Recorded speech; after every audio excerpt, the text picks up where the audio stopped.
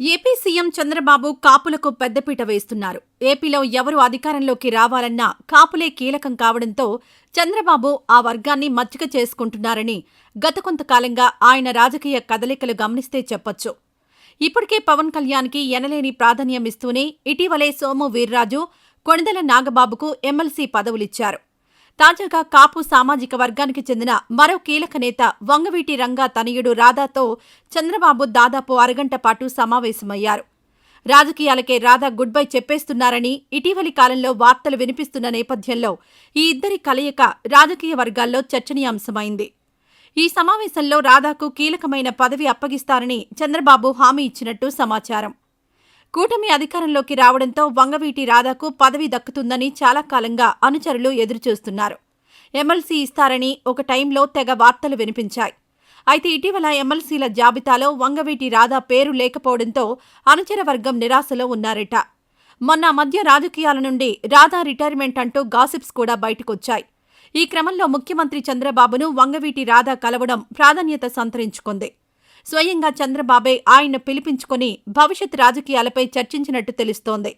ఈ చర్చల్లో భాగంగా పార్టీలో చురుకుగా పనిచేయాలని చంద్రబాబు కోరినట్టు, అందుకుగాను త్వరలోనే ఒక కీలక పదవి ఇస్తారని చెప్పినట్టు రాధా వర్గం చెబుతోంది. గతంలో వంగవీటి రాధాకు కూడా ఎమ్మెల్సీగా అవకాశం ఇస్తామని చెప్పారు చంద్రబాబు. మరి ఇప్పుడు ఎలాంటి పదవి ఇస్తారో చూడాలని అంటున్నారు రాధా అనుచరులు. అయితే ఇక్కడ రాధాని స్వయంగా చంద్రబాబే పిలిపించుకుని మాట్లాడడం వెనుక ఒక వ్యూహం ఉందంటున్నారు పరిశీలకులు. కాపులకు ఎమ్మెల్సీలుగానో మరో పెద్ద పెద్ద పదవుల ద్వారానో అవకాశమిచ్చి ఆ వర్గంలో పట్టు సాధించనున్నారు చంద్రబాబు. ఇటీవల పవన్ కళ్యాణ్ టీడీపీని మనమే నిలబెట్టాం అనే మాటలు చంద్రబాబులో అనుమానం రేకెత్తించాయట. పవన్ని అడ్డం పెట్టుకుని ఆంధ్రాలో పాగా వేయాలని, తద్వారా టీడీపీ ఓటు బ్యాంకు హస్తగతం చేసుకోవాలని బీజేపీ సాగిస్తున్న గేమ్ ప్లాన్ చంద్రబాబుకు తెలుసు. దీంతో ఎప్పుడో ఒకప్పుడు తనకి పవన్కి మధ్య గ్యాప్ రావడం ఖాయం. బీజేపీ కాకపోయినా మరో కారణంతో అయినా పవన్తో విభేదాలొస్తాయని, ఒకవేళ అలాంటి పరిస్థితే వస్తే కాపు వర్గం దూరమవుతుందని చంద్రబాబు దూరదృష్టితో ఆలోచించారట.